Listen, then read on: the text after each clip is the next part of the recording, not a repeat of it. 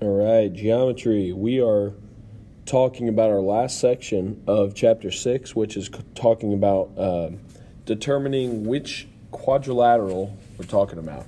And those four options are going to be parallelogram, rectangle, rhombus, and square. Excuse me. And so to determine that, we got to find the slope of all six sides. So any given thing has your four sides, any given quadrilateral, not just a thing, but any given quadrilateral has four sides. So let's take this for example. I've got four sides here, A, B, C, and D. So why is it 6? Well, we got to find the four sides slopes plus the slopes of the diagonals, okay, because the diagonals are going to be either perpendicular or not perpendicular, okay? So we got to kind of determine which quadrilateral it is based on those slopes. So parallelogram, these are all parallelograms, but just a regular parallelogram is going to have opposite sides parallel. So here we go. So opposite sides are parallel. Consecutive sides, no relation. Okay. No relation. Diagonals, no relation. Okay. So with rectangles, they're also going to be parallel. Okay. And then consecutive sides, those slopes are going to be perpendicular. So if you think about a rectangle,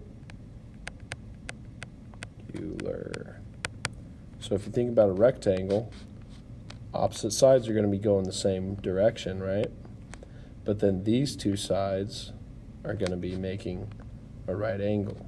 So we got to make sure those slopes are perpendicular. And then the diagonals, no relation. Okay? And then for rhombus, you kind of get the opposite effect. The opposite sides are still parallel.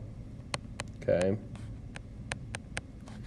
No relation for consecutive sides, but then the diagonals this time are perpendicular.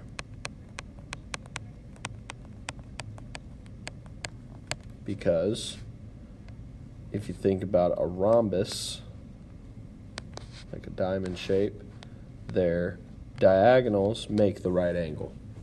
Then their opposite sides are parallel but not perpendicular. Okay? And then lastly, we have a square combines the two. So we need parallel, because a square is a rectangle. And then we're going to actually be perpendicular consecutive sides.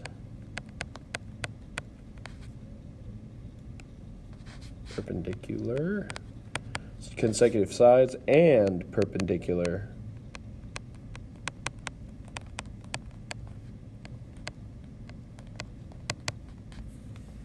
diagonals.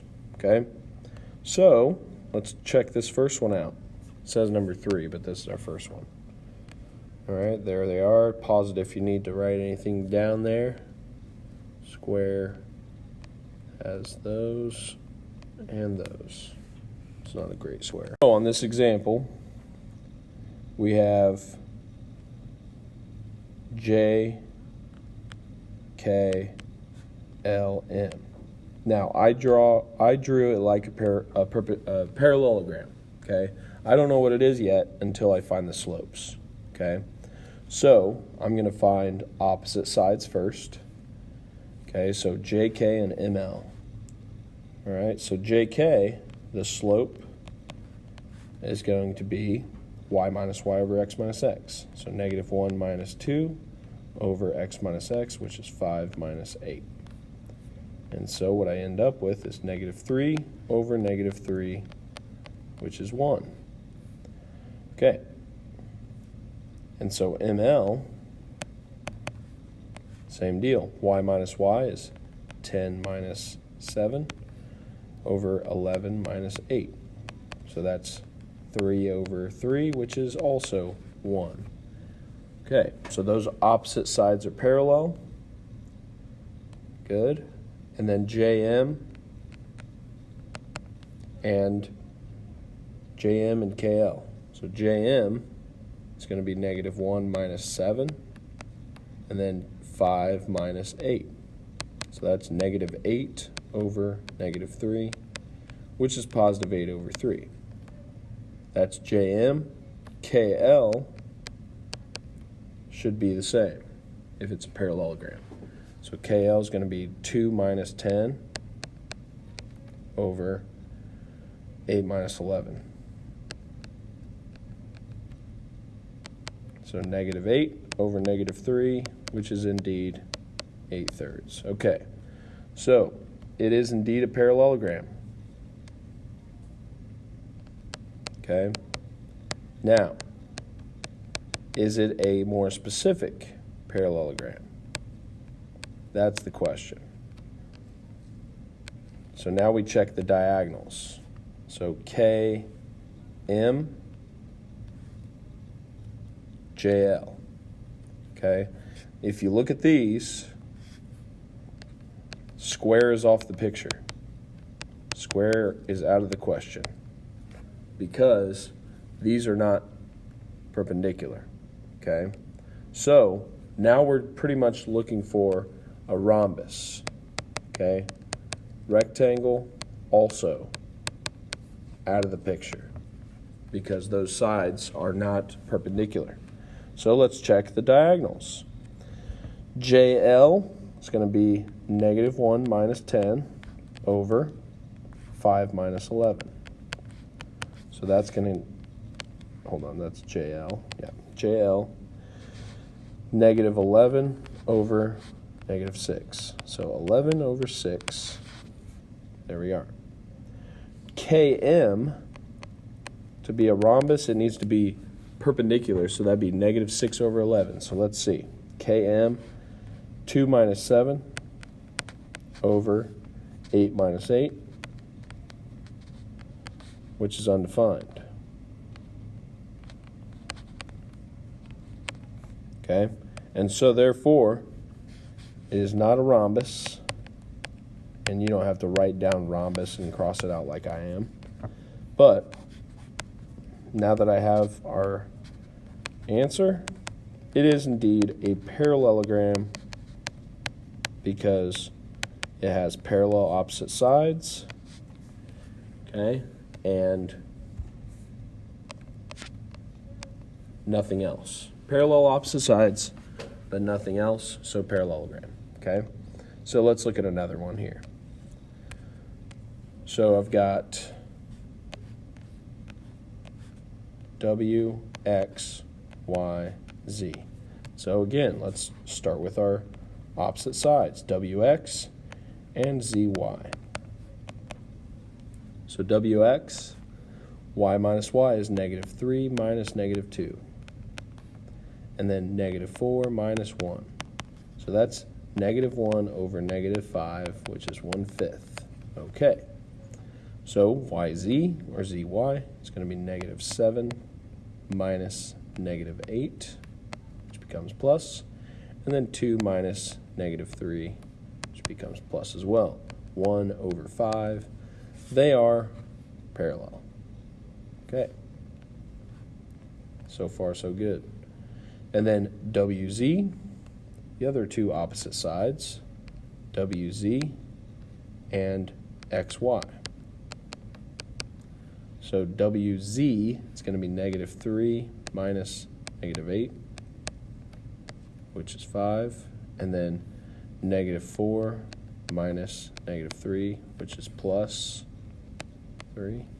And I get 5 over negative 1, which is negative 5. Well, look at these two, okay? These two are perpendicular. So if this one is also perpendicular, it starts out being a rectangle, maybe even a square. So xy is going to be negative 2 minus negative 7, and then 1 minus 2. So that's 5 over negative 1, which is also negative 5. Okay, so those are parallel, and those are also perpendicular. Okay, so if they're perpendicular, that means it's at least a rectangle. Now, we also need to double check and see if it's a rhombus. So now we're looking at the diagonals. So WY and XZ.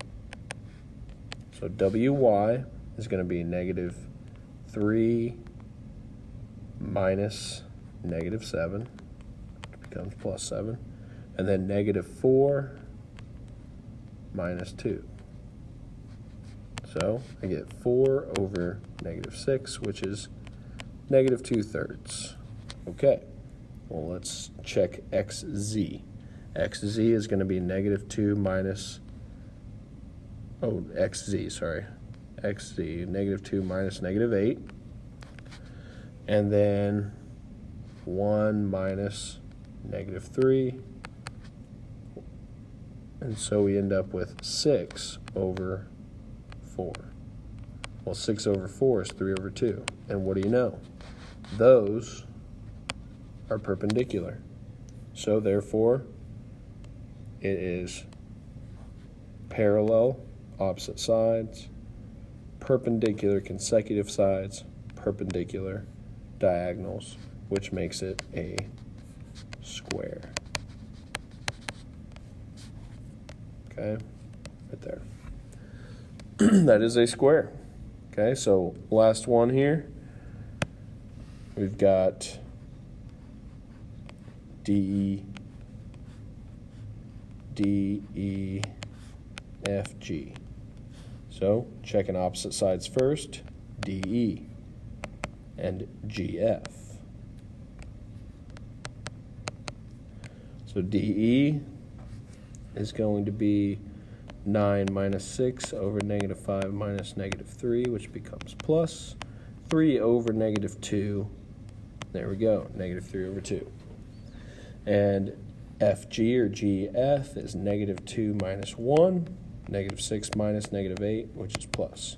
So negative 3 over 2, those are parallel. Okay. And then I'm checking now DG and EF. And so DG is going to be 9 minus 1 over negative 5 minus negative 8. So that's 8 over 3.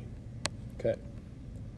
And then EF, we have 6 minus negative 2, which becomes plus 2. And negative 3 minus negative 6. And we get 8 over 3. So those are parallel as well, but not perpendicular. Okay. So it's a parallelogram, but not a rectangle.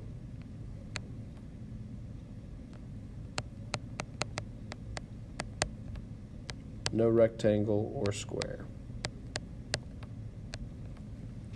Okay, and we can kind of write that at the end. I'll show you what to do there. And then diagonals, last one. For diagonal, we have DF and EG.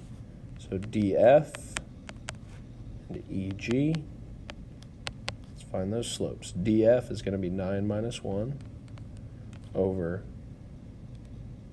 oh, sorry, that's not right. I was doing DG. DF is 9 minus negative 2, which becomes plus 2. Negative 5 minus negative 6, which becomes plus 6. So that's 11 over 1. All right. So EG is going to be 6 minus 1 over negative 3 minus negative 8. And so that's going to be 5 over 5, which is 1. Now I want to check my math real quick.